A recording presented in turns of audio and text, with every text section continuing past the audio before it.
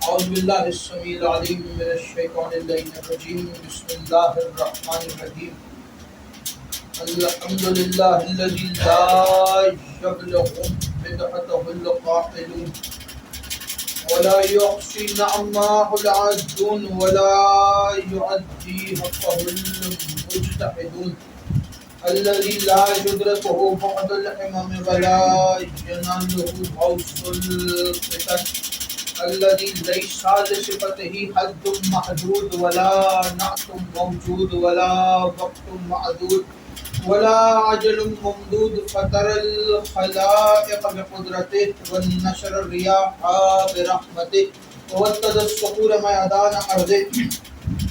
اول دین معرفته وکمال معرفته التصدیق به وکمال التصدیق به التوحید وکمال التوحید واخلاص له نفی الصفة عن كل شهادة صفة انه غیر الموصوف انه غیر الصفات.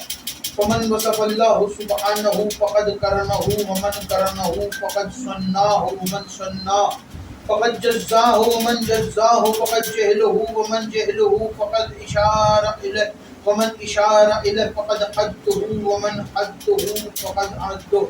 الصلاة والسلام والتحیت والاکرام علی نبی الرحمت وخازن المغفرت وقائد خیر والبرکت ومنقذ العباد من الحلقت سیدنا و مولانا ابی القاسم محمد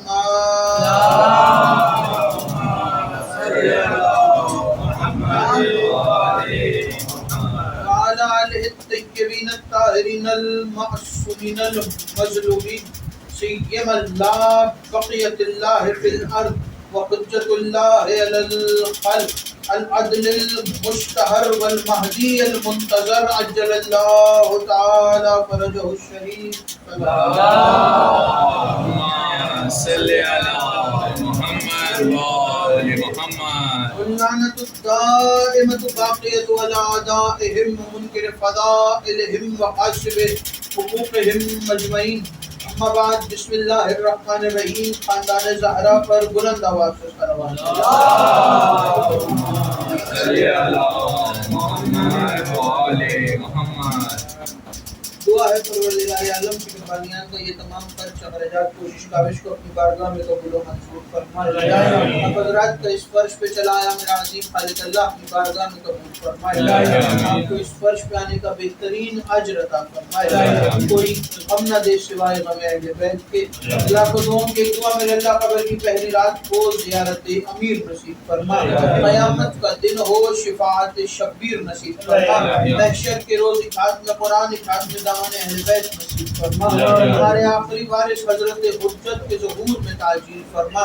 ہمیں ایمان کے انوار و انصار میں شامل فرما اور ہر عزادار کو مرنے سے پہلے لازمی ایک مرتبہ تمام زیارات مقدسہ کی زیارت نصیب فرما. تمام دعاؤں کو قبولیت تک پہنچائے. سہارا درود کریں مل کے بلند آواز سے صلوات.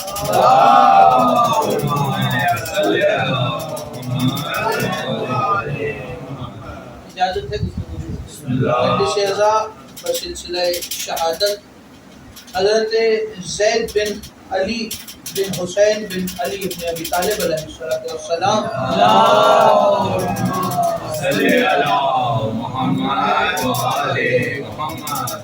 منعقد ہے اور مسلسل یہ 2 برس کے وقفے کے بعد دوبارہ اس مجلس کے لیے آپ کی خدمت میں حاضر ہوں.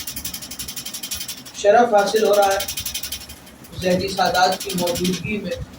زیدی سادات کے جد امجد حضرت زید شہید کا ذکر کرنے کا شرف حاصل ہو رہا ہے. اور یہ وہ ہستیاں ہیں جو تاریخ کی مظلوم ترین ہستیاں ہیں. مظلومیت کی وجہ صرف شہادت یا ظلم و ستم نہیں ہے بلکہ کچھ مظلومیتیں ایسی ہیں کہ جو دشمنوں نے تو کی لیکن اس کے ساتھ ساتھ تاریخ نے بھی کی. قلم چلانے والوں نے بھی ظلم کیا ہے. اور ان ہستیوں میں حضرت زید، حضرت جعفر طیار، حضرت محمد حنفیہ اور دیگر مولا کے اولادوں میں سے اور بھائیوں میں سے ہستیاں شامل ہیں کہ جن کا ذکر نہایت کم ملتا ہے اور بہت ہی مختصر اور محکم گفتگو کی جاتی ہے۔ حضرت زید شہید، اس سے پہلے کہ میں حضرت کے چند جملے آپ کی خدمت میں حاضر کروں، ذرا سی تمہید میں میرا ساتھ دیجیے گا۔ حضرت ابراہیم علیہ السلام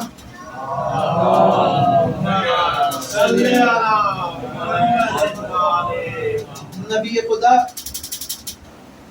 خلیل خدا، خدا نے کہا اے ابراہیم امتحان دو۔ ابراہیم نے امتحان دیا۔ امتحان کا ابراہیم کو جو صلہ ملا وہ صلہ یہ تھا کہ خدا نے کہا کہ اے ابراہیم آج سے تم خلیل خدا ہو گئے۔ توجہ مکمل طور پہ میری طرف رکھیے گا۔ اے ابراہیم تم نے جو امتحان دیا ہے، اس امتحان کا تمہیں صلہ یہ دیا جا رہا ہے کہ تم خلیل خدا ہو گئے۔ کسی کو چاہنا اور کسی سے چاہے جانا، ان دونوں باتوں میں بہت فرق ہے۔ خلیل ہونا اور محبوب ہونے میں بہت فرق ہے۔ ابراہیم خلیل تھے اور محمد مصطفیٰ محبوب تھے۔ یا جملہ پلٹ کے کہوں، جس نے خدا کو چاہا اسے ابراہیم کہتے ہیں اور خدا نے جسے چاہا اسے محمد مصطفیٰ کہتے ہیں۔ تو خلیل اور محبوب، تو ابراہیم تم خلیل ہو گئے۔ ابراہیم خلیل ہو گئے، امتحان بھی دے دیا۔ کہ ابراہیم تم نے اتنے امتحان دیے، ابراہیم تمہیں ہم نے نبوت بھی دی، تمہیں ہم نے اپنا خلیل بھی قرار دیا، تو ابراہیم ہمارا ایک کام اور کر دو۔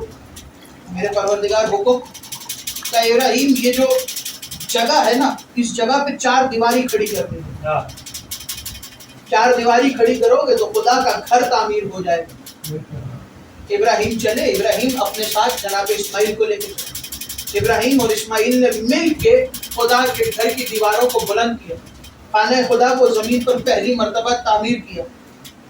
ابراہیم نے تعمیر کیا تو خدا نے کہا ابراہیم تیری مہربانی، تو نے میرا گھر تعمیر کیا ہے۔ کیا میرے اللہ گھر تو تعمیر کر دیا، تو نے عشق کا امتحان بھی لے لیا، لیکن یہ جو میں نے گھر تعمیر کیا ہے اس کی اجرت چاہتا ہوں، اس کا صلہ چاہتا ہوں۔ تو کہا ابراہیم کیا چاہتے ہو؟ کہ میرے اللہ مجھے اس کے شیعوں میں قرار دے دے، مجھے اس کے شیعوں میں قرار دے۔ کہ ابراہیم صرف شیعہ نہیں بنا رہا، بلکہ انی جاعل فی الارض للناس اماما، میں تجھے انسانیت کا امام بھی قرار دے رہا ہوں۔ ابراہیم کو امامت ملی تو ابراہیم نے کہا میرے اللہ امامت دے دی، لیکن میں تجھ سے دعا کر رہا ہوں کہ امامت کو صرف ابراہیم کی ذریت میں رکھ۔ امامت، یہ جو امامت ہے اس کو ابراہیم کی ذریت میں رکھ، اور ابراہیم کی ذریت میں یہ نسل امامت چلے اور امامت چلے۔ یاد رکھیے گا نبوت کا عہدہ ابراہیم کے پاس پہلے تھا۔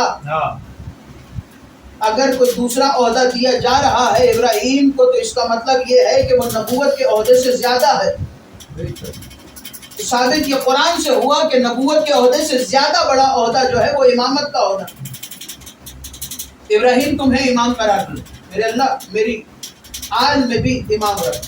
پھر خدا نے سورہ انعام کے اندر کہا کہ ہم نے ابراہیم کی ذریت میں کچھ ایسے افراد اتارے جو نبی بھی تھے اور امام بھی، خلیفہ بھی بنے۔ کون ہے؟ سورہ انعام میں خدا نے کہا ہم نے داؤد کو بھی ابراہیم کی ذریت میں رکھا، ہم نے سلیمان کو بھی ابراہیم کی ذریت میں رکھا، ہم نے موسیٰ کو بھی ابراہیم کی ذریت میں رکھا، ہم نے عیسیٰ کو بھی ابراہیم کی ذریت میں رکھا، ہم نے یوسف کو بھی ابراہیم کی ذریت میں رکھا، ہم نے اسحاق کو بھی ابراہیم کی ذریت میں رکھا۔ تو یہ ہستیاں قرآن میں مسلسل سورہ انعام کی 2 طویل ترین آیتیں ہیں، اس کے اندر یہ نام موجود ہے کہ ہم نے ان کو ابراہیم کی ذریت میں رکھا۔ تو ابراہیم کی ذریت سمجھ میں آئی۔ ابراہیم کی ذریت میں صرف یہ نہیں ہے، بلکہ ابراہیم کی ذریت کے بارے میں خدا نے کہا کہ ان اللہ اصطفیٰ آدم و نوح وآل ابراہیم وآل عمران علی العالمین۔ ہم نے انسانیت میں سے آدم کو مصطفیٰ کیا. توجہ, آدم کو مصطفیٰ کیا. آدم کو مصطفیٰ کرنے کے بعد خدا نے کہا ہم نے انسانیت میں سے آدم کو مصطفیٰ کیا. آدم کی نسل چلی, آدم کی نسل چلتے چلتے نوح تک پہنچی, تو ہم نے اس نسل انسانیت میں سے نوح کو مصطفیٰ کیا. نوح کو مصطفیٰ کیا. نوح کے دور میں عذاب الہی آیا, پوری دنیا میں جتنے لوگ تھے مر گئے. دوبارہ نسل نوح سے انسانیت دوبارہ چلی اور چلتے چلتے ابراہیم تک پہنچی, تو خدا نے کہا ہم نے ابراہیم کی آل کو مصطفیٰ کیا. ابراہیم کی آل میں سے چلتے چلتے خدا نے کہا ہم نے آل عمران کو مصطفیٰ کیا. جب تفاسیر قرآن کو اٹھا کے دیکھا تو خدا نے کہا آل عمران سے مطلب آل ابو طالب ہے. عمران حضرت ابو طالب کا نام ہے. ابو طالب کنیت ہے, بیٹے کی وجہ سے ابو طالب کہتے ہیں, نام عمران ہے. تو خدا نے کہا ہم نے آل عمران کو مصطفیٰ کیا. آل عمران میں صرف محمد اور آل محمد نہیں ہے. آل عمران میں صرف رسول خدا اور 12 امام نہیں ہے, بلکہ آل عمران کے اندر اماموں کے سارے فرزندان بھی موجود ہیں, اماموں کا پورا گھرانہ بھی موجود ہے. تو عجب نہیں کہ میں اگر آپ کے سامنے یہ کہہ دوں کہ خدا نے زید کو آل عمران میں سے چن کے مصطفیٰ کیا ہے. زید بھی آل عمران میں سے چنے ہوئے, آل عمران میں شامل ہے, تو چنے ہوئے ہیں خدا کے, مصطفیٰ کیے ہوئے. حضرت امام موسی کاظم علیہ السلام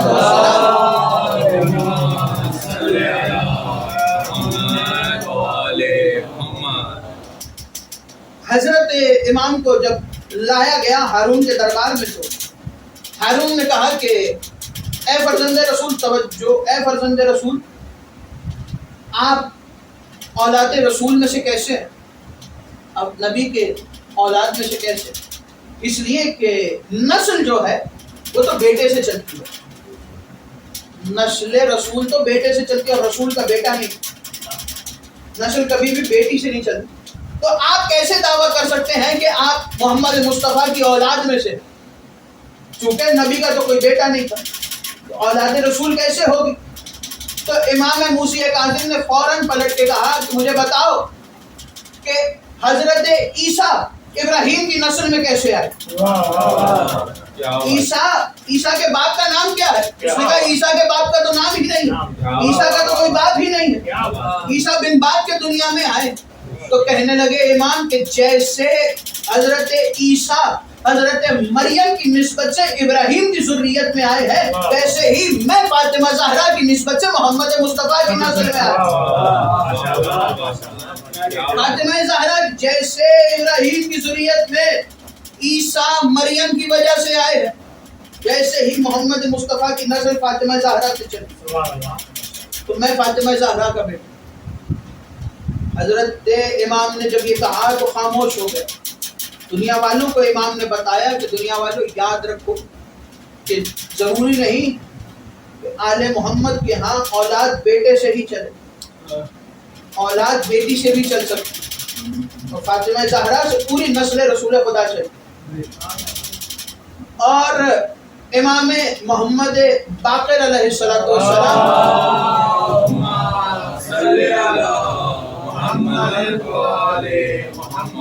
امام کے پاس مولا امام زین العابدین, مولا امام باقر اور امام جعفر صادق, یہ 3 ہستیاں ہیں کہ جن کا دور امامت مولا کی صحابی نے دیکھا ہے.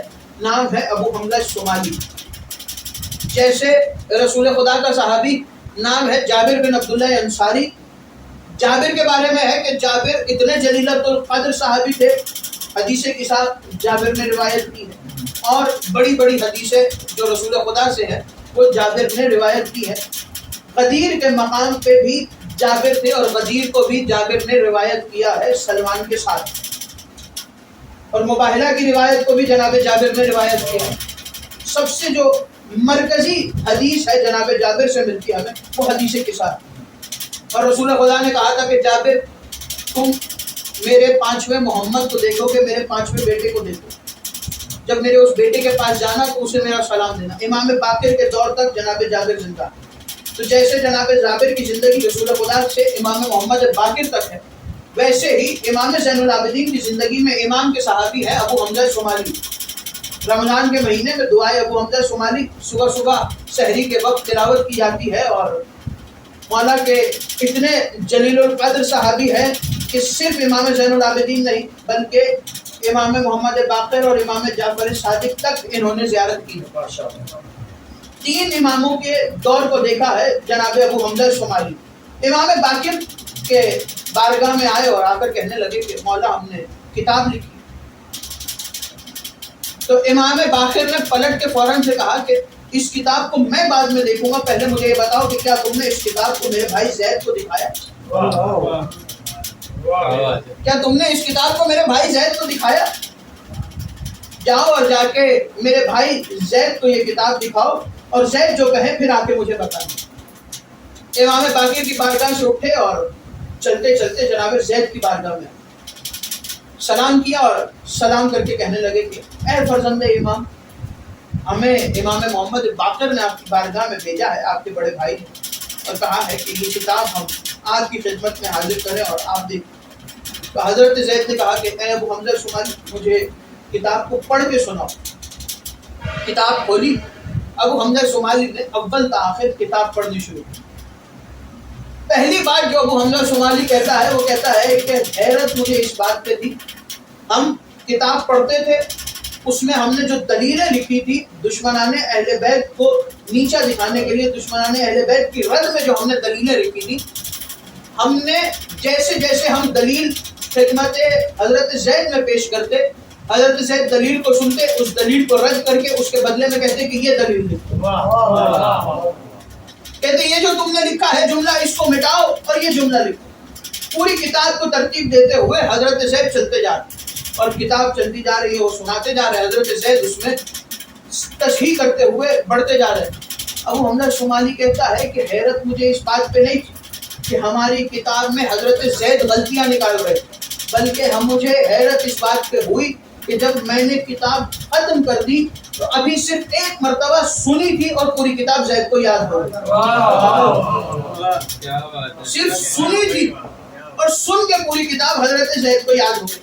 اٹھے حضرت ابو حمزہ شمالی اور امام محمد باقر کی بارگاہ میں آ کے کہنے لگے کہ یبن رسول اللہ، اتنا علم ہے حضرت زید کے پاس، آپ کے چھوٹے بھائی ہیں اور آپ کے بھائی کے پاس اتنا علم ہے کہ ہم ان کی بارگاہ میں گئے، انہوں نے ہماری کتاب میں غلطیاں بھی ٹھیک کی، اور غلطیاں صحیح کرنے کے بعد ہمیں حیرانی اس بات پہ ہوئی کہ پوری کتاب زید کو ایک مرتبہ سننے کے بعد یاد ہو گئی۔ تو اس وقت امام نے کہا کہ 4 برس کے تھے میرے بھائی جناب زید۔ جناب زید کو امام زین العابدین نے اپنی گود میں بٹھا کے کہا تھا کہ یہ جو میرا بیٹا ہے یہ عالم آل محمد ہے، یہ عالم آل محمد۔ اور حضرت زید کا ایک لقب ہے حلیف القرآن، قرآن کا ساتھی، قرآن کا صحابی، قرآن کا ساتھی۔ جملہ آپ کے حوالے کروں، حضرت زید کو 5 مرتبہ زندان میں ڈالا گیا، 5 مرتبہ زندان میں ڈالا گیا۔ زندان میں نبی خدا جناب یوسف کو بھی ڈالا گیا۔ یوسف کو جب زندان میں ڈالا گیا تو جناب یوسف زندان میں جو جناب یوسف کے ساتھی تھے وہ جناب یوسف کے پاس جمع ہوتے اور آ کے کہتے کہ اے یوسف، میں نے یہ خواب دیکھا ہے۔ جناب یوسف خواب کی تعبیر بتاتے۔ یوسف وہ نبی ہے کہ جو خواب کی تعبیر زندان میں بتاتے تھے۔ 5 مرتبہ حضرت زید کو زندان میں ڈالا گیا، اور جب 5 مرتبہ زندان سے رہائی ملی تو تاریخ کہتی ہے جب جب زید زندان سے باہر آتے تو زندان میں جتنے لوگ رہ جاتے تھے وہ حافظ قرآن ہوتے تھے۔ حلیف القرآن، قرآن کے ساتھی تو تھے۔ جب زندان سے باہر آئے تو جتنے افراد زندان میں تھے سب حافظ قرآن ہوتے تھے، سب کو حافظ قرآن بنا کے حضرت زید باہر زندان سے آئے۔ 5 مرتبہ زندان میں ڈالا۔ حضرت زید کے بارے میں مشہور کیا گیا کہ حضرت زید نے معاذ اللہ امامت کا دعویٰ کیا، غلط۔ امام کی موجودگی میں کوئی امامت کا دعویٰ نہیں کر سکتا۔ جیسے حضرت زین العابدین امام سید سجاد علیہ السلام،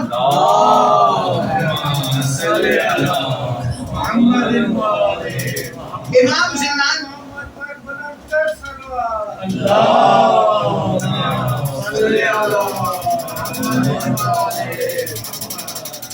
مزاج معلّہ کی نفاستوں پر ناگوار نہ گزرے تو صلوات ذرا بلند آواز سے کریں۔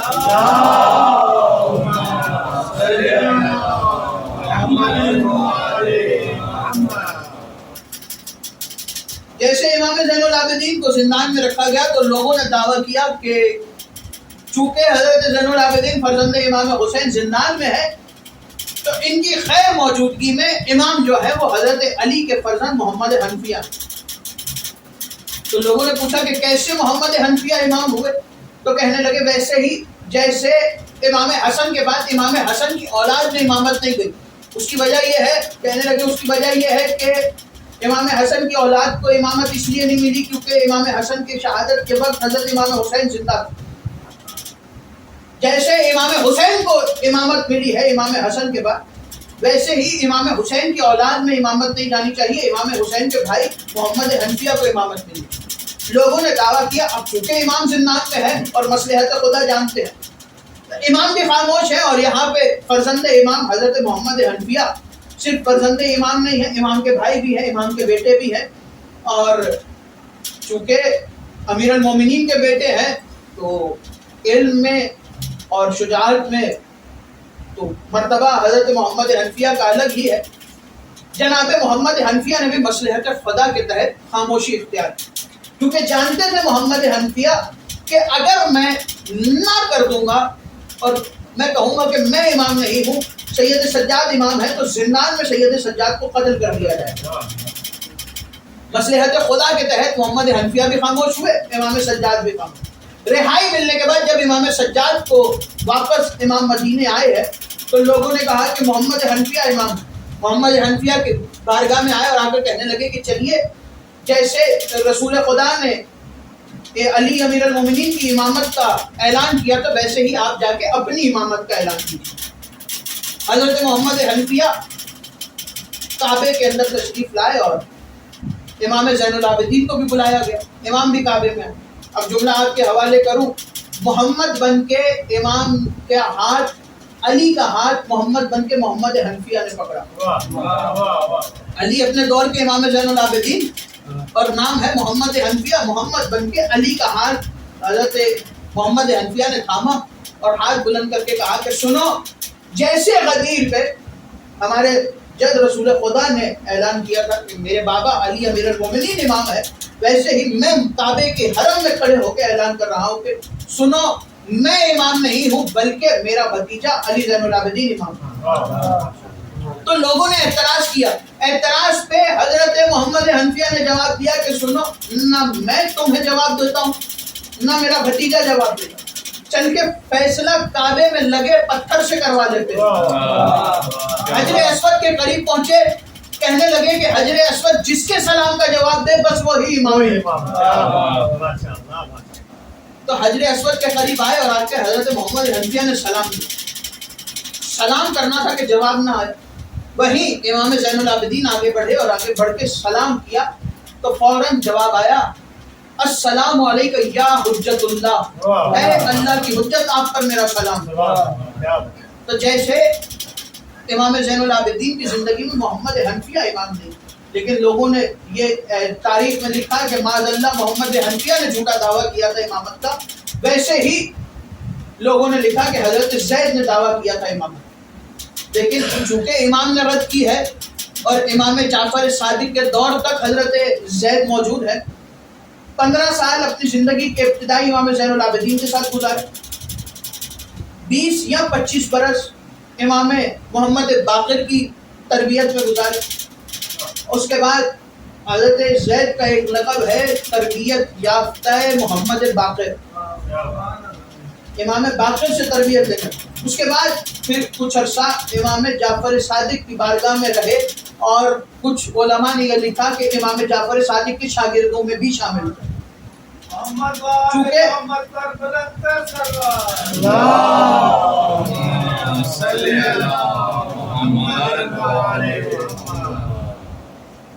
حالانکہ امام نے کہا کہ عالم آل محمد ہے زید، لیکن حضرت زید نے کہا کہ جعفر صادق سے بڑا عالم ان کے دور میں کوئی نہیں، امام صادق سے بڑا عالم ان کے دور میں کوئی نہیں۔ حضرت زید جب قیام کیا ہے حضرت زید نے تو قیام کے بارے میں لکھا ہے کہ حضرت زید نے اتنے بہادر تھے، حضرت زید خط لکھا حاکم کو، اور حاکم کو خط لکھ کے یہ کہا کہ سنو، میں تمہارے دارالامارہ پہ یکم صفر والے دن حملہ کروں. خط لکھ کے خود دشمن کو بتا رہے ہیں کہ فلاں دن فلاں وقت پہ حملہ کروں. یکم صفر کا دن آیا، کل کا جو دن گزرا، یکم صفر کا دن آیا تو تاریخ نے لکھا کہ حاکم کے حکم سے پورے شہر کوفہ کو بند کر دیا گیا اور فوجوں کے پہرے چھتوں پر بھی. اور حاکم کو جملہ لکھا خط میں حضرت زید نے کہ اگر تم اپنے شہر کوفہ کی دیواروں کو بلند کروا سکتے ہو تو جتنا چاہے اتنا بلند کروا لو. میں زید تمہیں یہ بتا رہا ہوں کہ زید کوفہ پہ حملہ کرے گا اور دارالامارہ کو تم سے چھین لے گا. پورا کوفہ پریشان ہے کہ زید کہاں سے حملہ کریں گے اور کس طرف سے آئیں گے. کوفہ کے جانے بانے والے سارے رستوں کو بند کیا گیا، کوفہ شہر کے دروازوں کو بند کیا گیا، دیواروں پہ سپاہیوں کو کھڑا کیا گیا تیر اور نیزے دے کر. چھتوں پر سپاہی کھڑے ہیں، دروازوں پر سپاہی کھڑے ہیں، شہر کی گلیوں میں فوجیں موجود ہیں. سب انتظار میں ہیں، توجہ، سب انتظار میں ہے کہ زید کون سے دروازے سے آئیں گے کوفہ. لوگوں کی حیرانی اس وقت بڑھی جب لوگ انتظار کر رہے تھے کہ زید شاید کوفہ کے کسی دروازے سے داخل ہوں گے، لیکن لوگوں کی حیرانی اس وقت بڑھی جب لوگوں نے دارالامارہ کی چھت سے زید کی اذان سنی. دارالامارہ کی چھت پہ کھڑے زید اذان دے رہے تھے. جو انتظار کر رہے تھے کہ زید کہاں سے آئیں گے، انہوں نے پریشان ہو کے دیکھا تو زید تو دارالامارہ کی چھت پہ. لوگ سمجھ رہے تھے کہ زید کوفہ کے باہر سے آ کے فوجوں کے ساتھ حملہ کر کے پھر کوفہ میں قیام کریں. زید شہید نے جو پہلا حملہ کیا ہے وہ دارالامارہ کے اندر کیا. دارالامارہ میں آ کے حضرت زید نے لڑائی شروع کی اور لڑتے لڑتے حضرت زید دارالامارہ سے باہر نکلے اور فوجوں کو دھکیلتے ہوئے کوفہ سے باہر لے کے جا رہے تھے کہ آج ہی کا جو وقت ہے، آج ہی کا جو دن ہے، 2 صفر المظفر، فجر کے قریب کا وقت تھا کہ جنگ کو روکا حضرت زید نے، اور جنگ کو روک کے نماز کے لیے حضرت زید نے آذان دینا شروع. آذان دے رہا تھا علی ابن الحسین کا بیٹا کہ ایک ملعون نے تیر چلایا، تیر آ کے سیدھا پیشانی میں لگا حضرت زید. ہاں عزیزو، ہاں آزاداروں، زیدی سادات کی جد ہے نا، تو جتنے زیدی بیٹھے ہیں جی بھر کے گریا کرنا. آج شہادت کا دن گزرا ہے حضرت زید شہید. کتنے مظلوم ہیں حضرت زید فرزند امام. حضرت زید کی پیشانی میں تیر لگا، حضرت زید وہیں پر زمین پر گرے. حضرت زید کے ساتھی آگے بڑھے اور حضرت زید کا بیٹا یحییٰ ابن زید آگے بڑھ اور آگے بڑھ کے باپ کے سر کو اٹھا کے زانوں پہ رکھا اور سوال کیا کہ بابا میرے لیے کیا حکم ہے. تو حکم دیا کہ اے بیٹا، تم میری فکر چھوڑو اور دشمنوں سے لڑو. اگر تم لڑتے لڑتے شہید ہو گئے تو میں اپنے بابا کی قسم کھا کے کہتا ہوں کہ تم جنت میں داخل ہو، اور اگر تم نے ان دشمنوں کو قتل کر دیا تو میرے بابا کی قسم جتنے تم مارو گے یہ سارے واصل جہنم ہوں گے. حضرت یحییٰ کو کچھ وصیتیں کی. مولا کے صحابیوں نے، جناب زید کے صحابیوں نے جناب زید کو اٹھایا اور اٹھا کے قریب ہی جناب زید کے ایک ساتھی کا گھر تھا، اس کے گھر میں لا کے جناب زید کو بستر پہ لٹایا گیا. طبیب کو بلوایا گیا. طبیب آیا تو طبیب نے دیکھا پیشانی میں تیر اس طرح لگا تھا کہ تیر صرف اوپر نہیں تھا بلکہ دماغ تک گڑ چکا تھا. تیر اندر تک پیوست ہو چکا تھا. طبیب نے کہا کہ اگر میں تیر کو اسی طرح چھوڑ دوں تو علی ابن الحسین کا بیٹا تڑپ تڑپ کے مرے گا، لیکن اگر میں تیر کو پیشانی سے کھینچ کے نکال دوں تو حضرت زید فوراً اس دنیا سے رخصت ہو جائیں گے اور شہادت ہو جائے گی. حضرت زید نے ایک مرتبہ طبیب کے چہرے کی طرف دیکھا اور دیکھ کے کہنے لگے کہ ہم حسین ابن علی کے فرزند ہیں، ہم علی ابن الحسین کے فرزند ہیں، ہمیں موت سے ڈر نہیں لگتا، تم تیر کو پیشانی سے نکالو۔ عزادارو روایت کہتی ہے کہ راوی کہتا ہے کہ طبیب نے دو زانو ہو کے طبیب بیٹھا اور پوری طاقت لگا کے طبیب نے تیر کو حضرت زید کی پیشانی سے کھینچا۔ تیر کا پیشانی سے نکلنا تھا کہ حضرت زید کی آواز آئی السلام علیکم یا ابا عبداللہ۔ حضرت زید کا یہ جملہ کہنا تھا کہ حضرت زید کے صحابیوں کی آواز آئی قالوا انا للہ و انا الیہ راجعون، انا للہ و انا الیہ راجعون۔ عزادارو حضرت زید کی صرف شہادت کے جملے یہ نہیں ہے، مظلومیت حضرت زید تو شہادت کے بعد شروع ہوئی ہے۔ عزادارو یحییٰ بن زید نے دفنانے کا سامان کیا۔ مقاتل کہتے ہیں، روایتیں کہتی ہے کہ حضرت زید کی قبر سب کے سامنے نہیں بنائی گئی، رات کے اندھیرے میں دریائے فرات کا پانی روک کے دریائے فرات کے درمیان میں حضرت زید کی قبر بنائی گئی۔ سوال ہوا مولا آپ کے جد جناب زید کی قبر دریا کے اندر کیوں بنائی گئی اور پھر بعد میں پانی کو کیوں قبر کے اوپر چھوڑ دیا گیا؟ تو امام نے روتے ہوئے کہا کربلا میں جس طرح امام حسین کو حضرت علی اصغر کے بارے میں ڈر تھا، ویسے ہی یحییٰ کو زید کے بارے میں ڈر تھا۔ عزادارو قبر میں دفنایا گیا، قبر کے اوپر سے دریائے فرات کا پانی گزر رہا ہے۔